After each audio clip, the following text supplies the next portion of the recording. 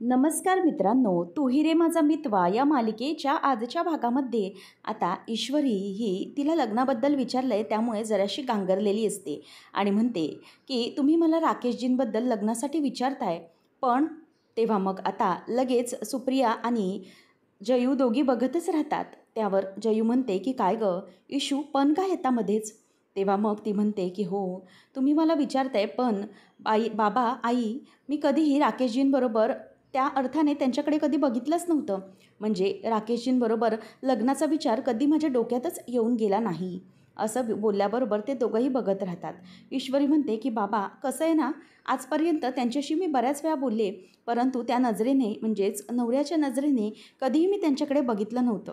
तेव्हा मग ती म्हणते की एक मिनिट आई, तू प्लीज जरा इथे बस. ती सुप्रियाला बसवते आणि म्हणते की आई बाबा, सध्या ना मला माझ्या ना क्लाउड किचनवर फोकस करायचा आहे. आता जी मी काही नवीन सुरुवात केली आहे ना, त्यावर मला पूर्ण लक्ष केंद्रित करायचं आहे आणि ते मला खूप मोठं करायचं आहे आणि त्याच्यासाठीच त्या जीवावर मला काहीतरी करून दाखवायचं आहे. म्हणजे मला स्वतःचं असं काहीतरी सुरू करायचं आहे.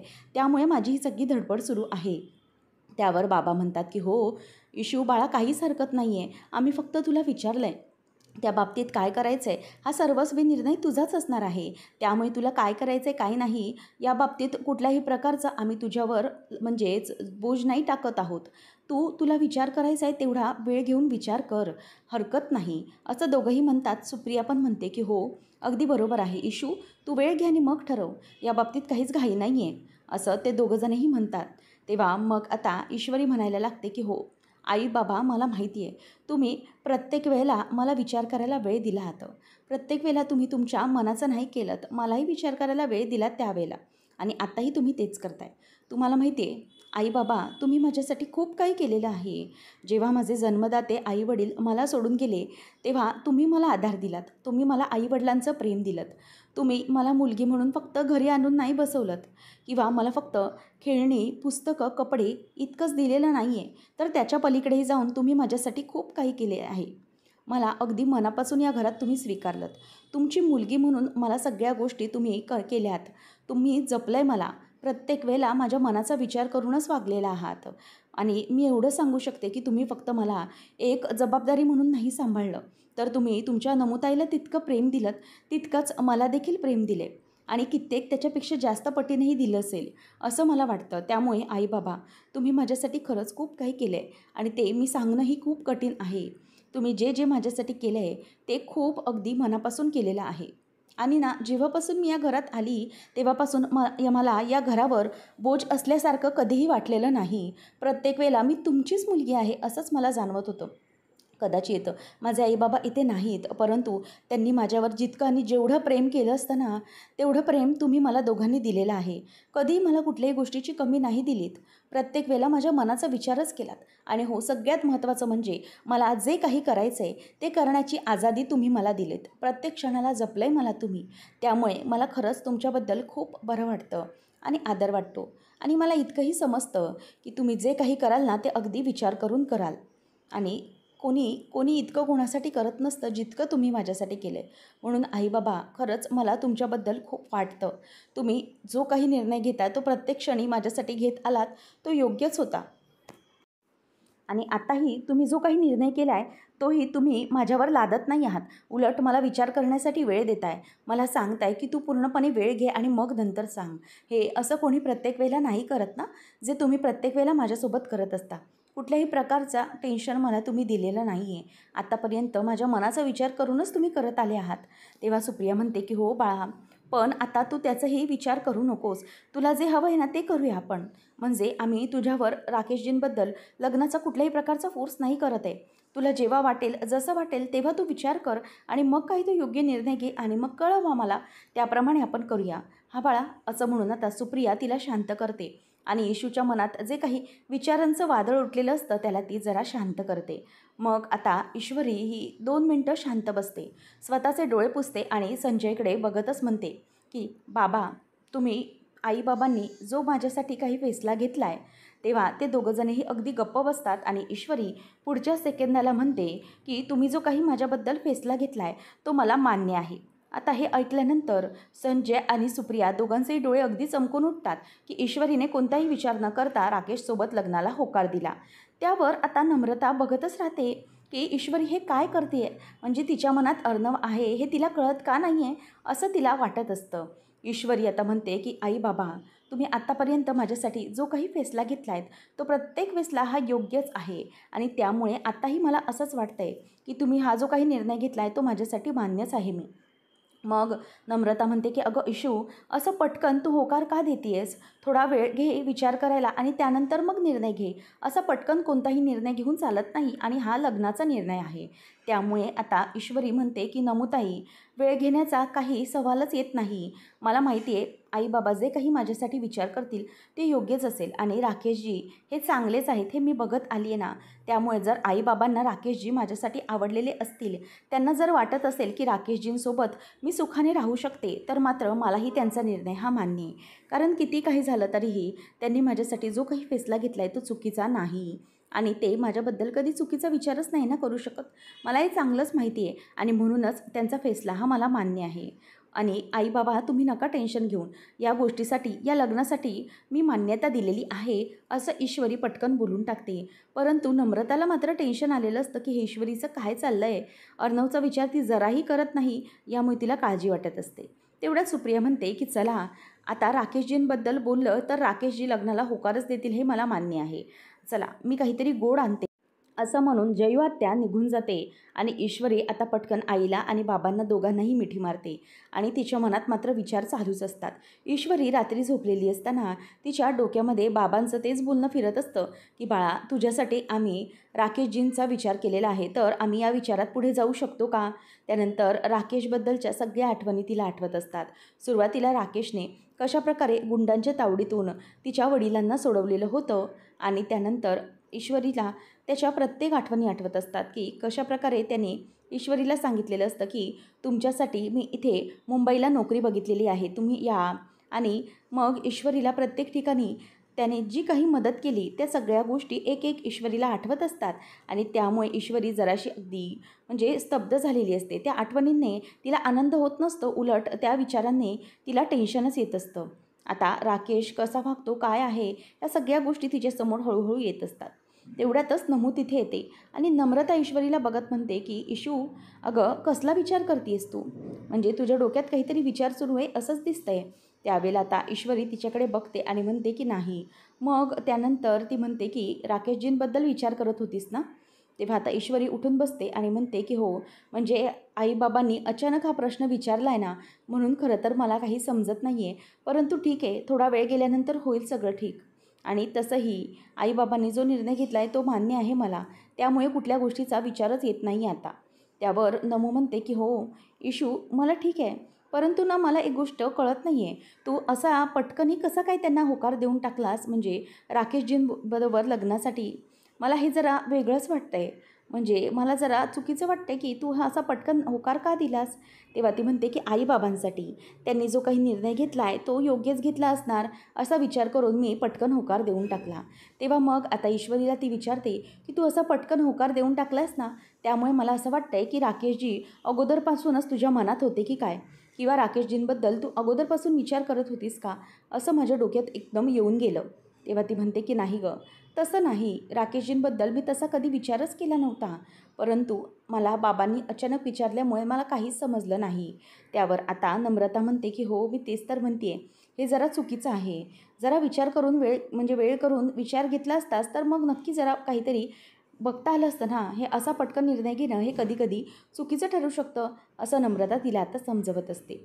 त्यावेळेला आता जेवणं झाल्यानंतर संजय आणि सुप्रिया बसतात. तेव्हा सुप्रिया म्हणते की बघा ना हो, म्हणजे आपल्याला ज्या काळजीची चिंता वाटत होती ती चिंता मिटली. आता तुम्हाला तरी शांत वाटतंय का? मिटली आहे का तुमची चिंता? तेव्हा संजय म्हणतो की हो हो, अगदी माझी चिंता मिटून गेली. माझ्या इशूने लग्नाला होकार दिला आणि मला सगळं टेन्शन निघून गेल्यासारखं झालं आहे.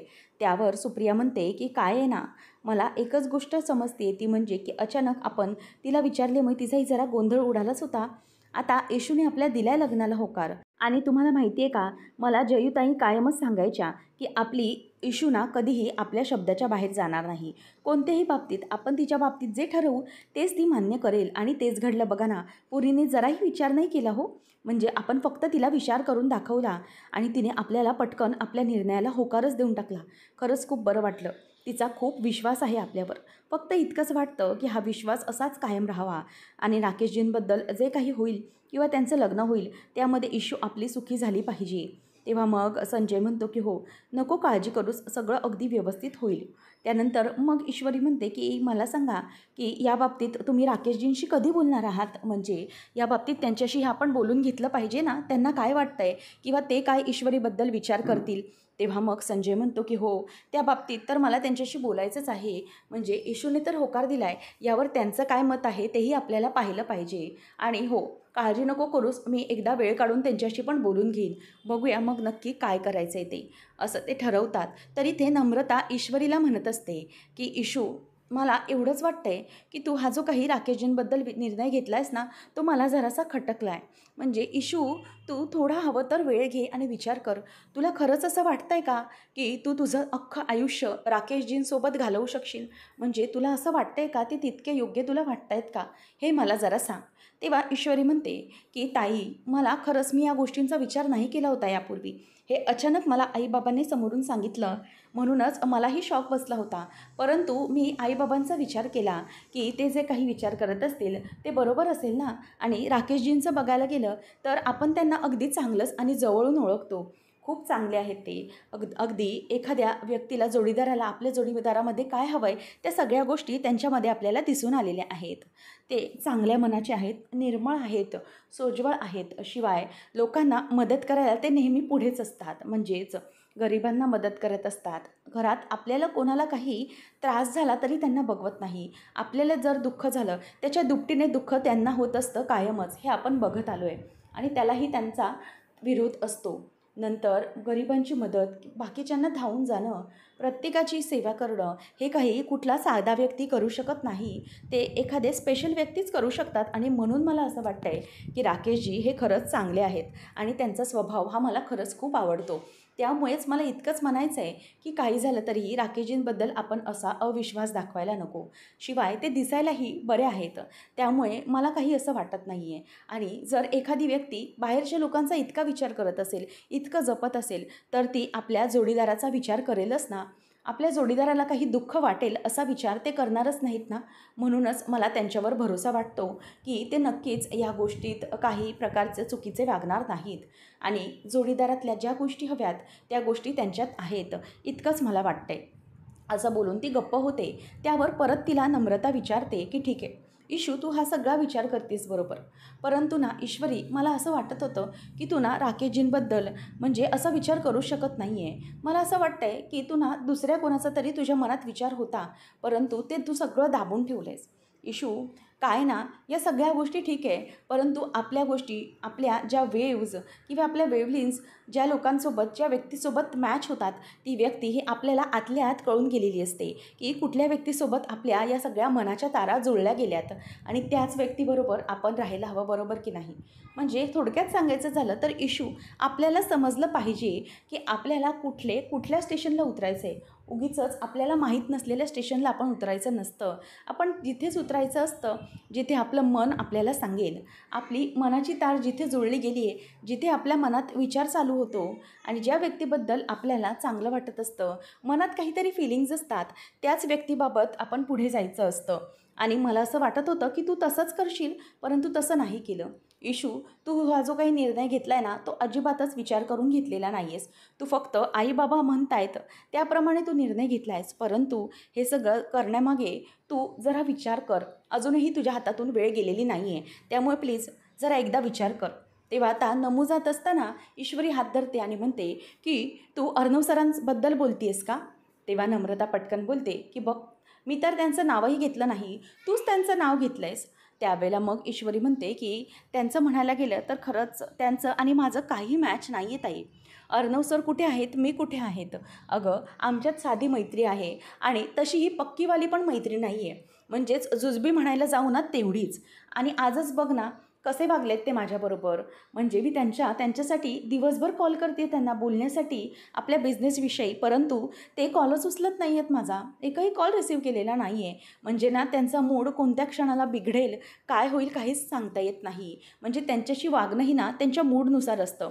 ते जेव्हा चांगल्या मूडमध्ये असतात तेव्हा ते माझ्याशी चांगले वागतात आणि भडकूचंद आहेत ते. त्यामुळे मला त्यांच्याबद्दल काहीही भरोसा देता येत नाही. एका क्षणाला ते एक वागतात तर दुसऱ्या क्षणाला ते दुसरं वागतात.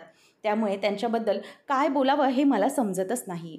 फक्त इतकंच समजतं की ते त्यांच्या मूडवर डिपेंड असतात आणि त्यांच्यातली आणि माझ्यातली मैत्री ही अगदी पक्की नाही आहे. म्हणून त्यामुळे मी अर्णव सरांबाबतीत काहीच बोलू शकत नाही.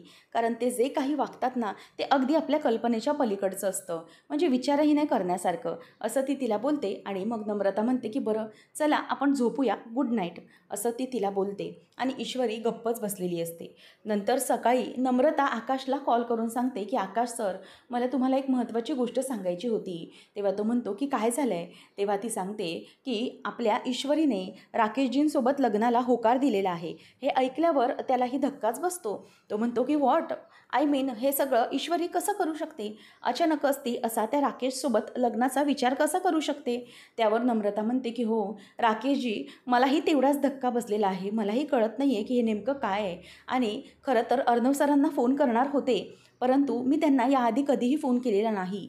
मग अचानक कसा फोन करू, तेही ही गोष्ट सांगण्यासाठी. म्हणजे केला असता फोन मी, परंतु मला त्यांना हे सांगण्याची हिंमतच होत नव्हती. म्हणूनच मी तुम्हाला कॉल केला आणि तुम्हाला सगळं कानावर घालण्याचं ठरवलं.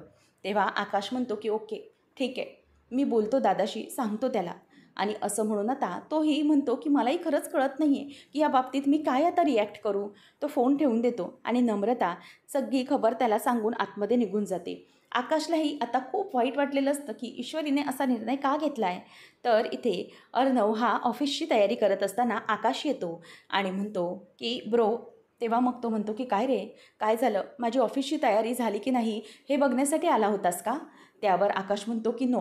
मग तो म्हणतो की मग कशासाठी, म्हणजे इतक्या घाईघाईत धावत धावत आलास म्हणून विचारलं. तेव्हा आकाश म्हणतो की ब्रो मला तुला काहीतरी महत्त्वाचं सांगायचं आहे. तेव्हा तो म्हणतो की ठीक आहे चालेल सांग, मी ऐकतो आहे ना, काही प्रॉब्लेम आहे का आकाश? तेव्हा मग आकाश म्हणतो की येस प्रॉब्लेम आहे, परंतु आय डोंट नो मी तुला हे कसं सांगू, मला सांगता येत नाही आहे. त्यावर आता लगेच त्याला अर्णव म्हणतो की हे बघ आकाश, काही प्रॉब्लेम असेल तर पटकन सांग, काय झालं आहे, आजीबद्दल काही झालं आहे का किंवा काय झालं आहे, असं तो पटकन त्याला हायपर होऊन विचारतो. त्यावेळेला मग आकाश त्याला म्हणतो की दादा एक प्रॉब्लेम झाला आहे मोठा. तेव्हा आता आकाशला तो ओरडतो की सांगशील का मला जरा काय झालं आहे ते? त्यावर तो म्हणतो की दादा ईश्वरीने राकेशसोबत लग्नाला होकार दिला आहे. हे ऐकल्यानंतर आता अर्णवला धक्काच बसतो. तो स्वतःचे शर्ट हातावर व्यवस्थित करत असताना त्याला या सगळ्यांनी धक्का बसतो आणि त्याच्या डोळ्यात टचकन पाणी आल्यासारखं होतं. डोळे अगदी पटकन लाल झाल्यासारखे होतात, परंतु आकाशसमोर डोळ्यात पाणीही आणू शकत नाही. चेहरा पूर्ण उतरून गेलेला असतो.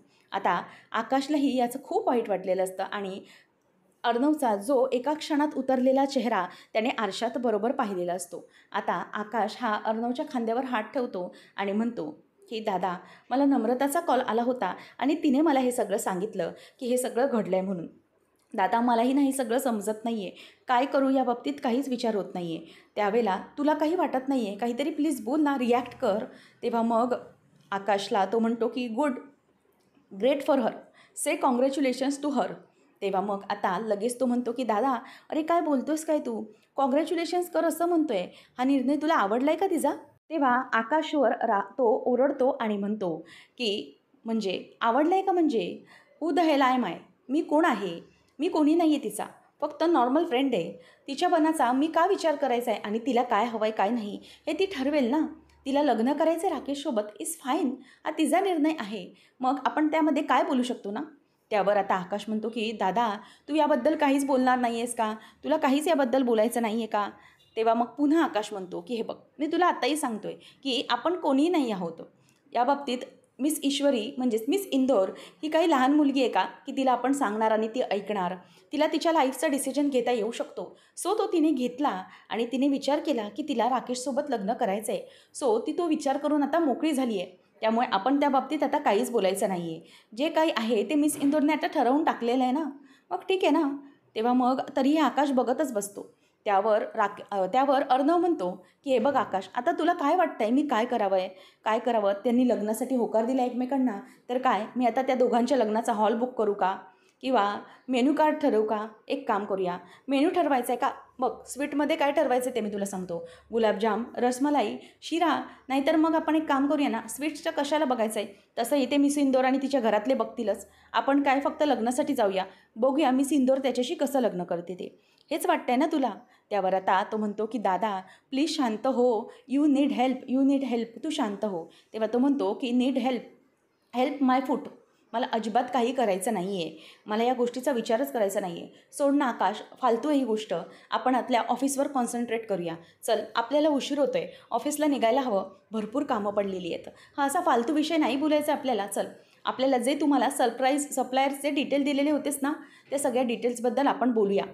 आणि तो त्याचा रागानेच आता स्लीव्स वरती करतो आणि ब्लेझर घेत असतो आणि म्हणतो की आकाश चल, निघ त्या सगळ्यामधून बाहेर. त्यावेळेला मग तरीही आता आकाशच्या समोरच तो ब्लेझर नीट करून घालण्याचा प्रयत्न करत असतो, परंतु तरीही त्याला तो ब्लेझर घालताच येत नसतो. तर इथे आता आकाश म्हणतो की दादा प्लीज तू जरा शांत हो, तुझी चिडचिड थांबव, तू विचार कर. त्यावेळेला तो म्हणतो की हे बघ आकाश, आता विचार वगैरे काहीच करायचं नाही आहे, आता सगळं संपलं आहे. घेतलं आहे मिस इंदोरने डिसिजन, ज्याला त्याला लाईफचा डिसिजन घेण्याचा हक्क आहे यार, मिस इंदोरने घेतला आहे. जसं तिने घेतला तसंच आजीने कसं माझ्या बाबतीत घेतला. मी काहीच करू शकत नाही, मला फक्त बघत राहायचं आहे सगळं, बाकी काही नाही. असं म्हणून तो ब्लेझर आता आकाशकडे फेकतो आणि म्हणतो की प्लीज याला नीट कर. त्यानंतर आता पुढच्या भागामध्ये ईश्वरी अर्णवला पेढा देत असते आणि म्हणते की सर हा घ्या पेढा. त्याबरोबर आता इथे ईश्वरीला अर्णव कॉंग्रॅच्युलेट करतो आणि म्हणतो की अरे वा, म्हणजे गोड बातमी देण्यासाठी हा पेढा दिला आहेस का तू? मला कळलं की तुझ्याकडे काहीतरी आनंदाची बातमी असेल आणि मलाही ना तुला पेढ्याची बल्क ऑर्डर द्यायचीच होती. ईश्वरी म्हणते की का हो सर, काय झालं, काही कार्यक्रम आहे का घरात? तेव्हा मग तो म्हणतो की हो, ॲक्च्युली काय ना, लग्न ठरलं आहे ना माझं. तेव्हा मग ती बघतच राहते. ती म्हणते कोणासोबत?